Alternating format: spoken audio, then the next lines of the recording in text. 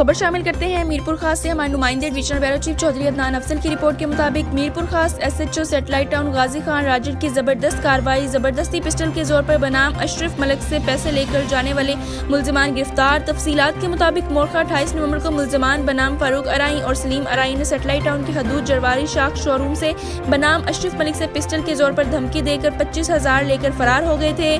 जिसके बाद SSP मीरपुर खास कैप्टन असद अली चौधरी ने नोटिस लेते हुए SHO satellite town Ghazi Khan Roger को मुलजमान के जल्द गिरफ्तारी के अहकाम जारी किए थे। जिसके बाद SHO सैटेलाइट टाउन ने कामयाब कार्रवाई करते हुए मुलजमान बनाम फारूक अराई और सलीम अराई को गिरफ्तार कर लिया गया। मुलजमान के खिलाफ मुकदमा नंबर 109/2021 जेर दफा 506 II 382 337 FI 504 34 सैटेलाइट टाउन थाने में दर्ज। मुलजमान से मजीद तफ्तीश जारी।